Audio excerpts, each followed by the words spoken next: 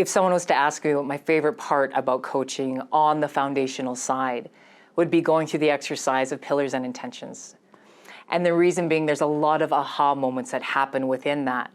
So I mentioned we're going to do a business plan, and I see the eyes roll because they're used to working on this 20-page document full of what are your goals, how many calls are you going to make, what is your financial goals, all of those things that are really difficult to track. They're the result.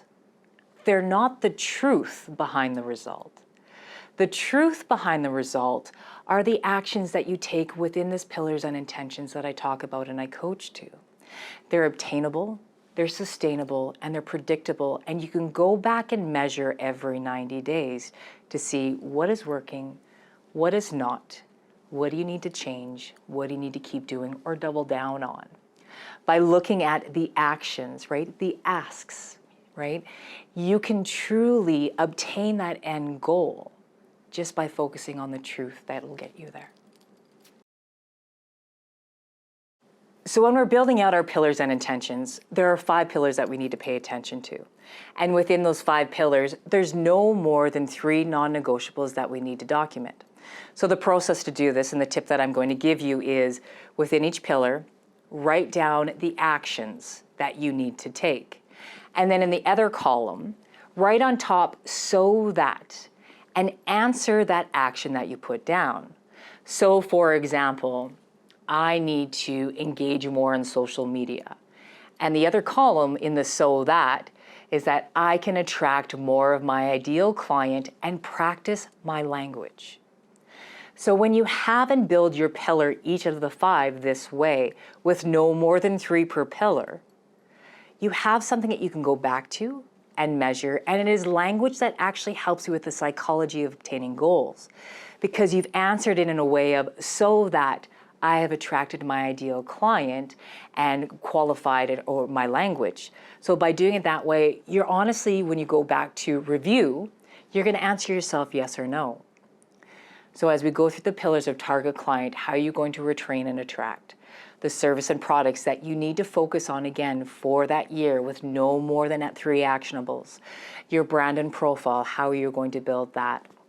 And your financial growth and your systems and processes.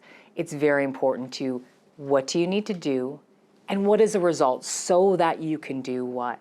And this is why I like it so much. It's a very small 1-page document, very actionable, very point form, and it keeps you honest.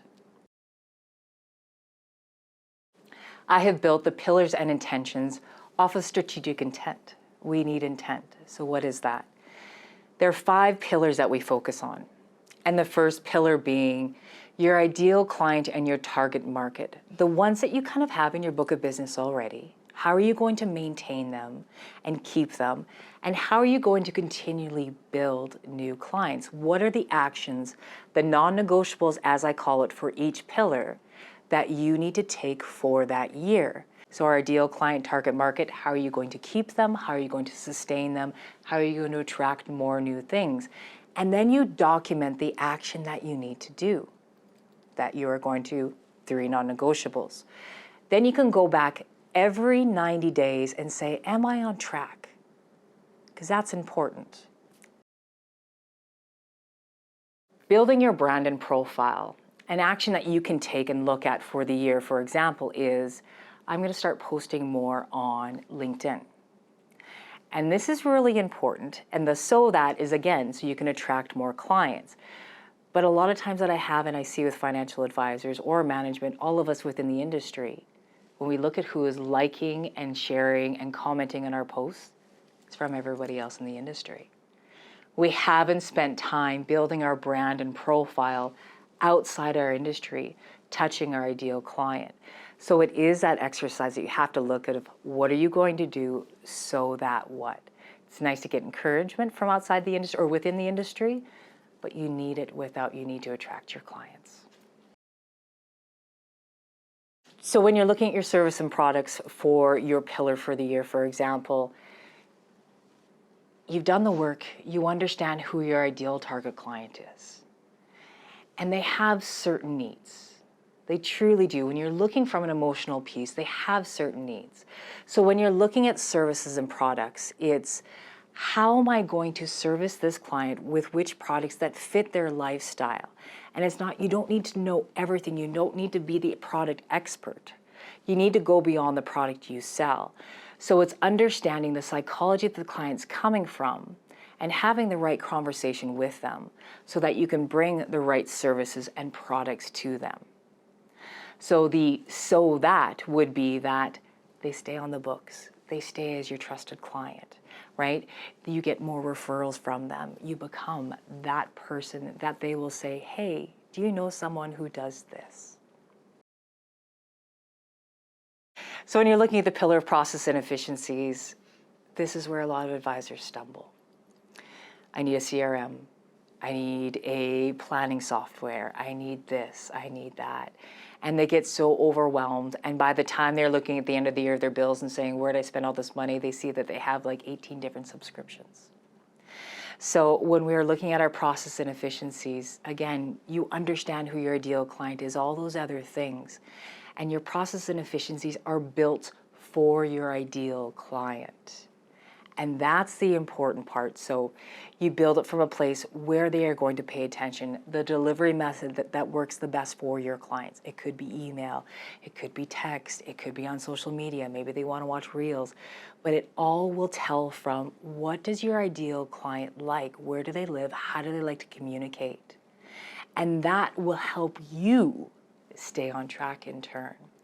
So your that is that, I'm paying attention to a CR system that makes sense, that will help automatically do constant contact emails once a month. And the that is that my clients enjoy reading my emails and newsletters. They are getting my messages, easier for me to pass on to someone else. So it's just that part of, it makes sense of, we're now at that point of, we do some stuff for us in the beginning when we're understanding who we best resonate with. And this is where the money's really spent, is the process and efficiency. So you have to be mindful of now, who are you buying it for?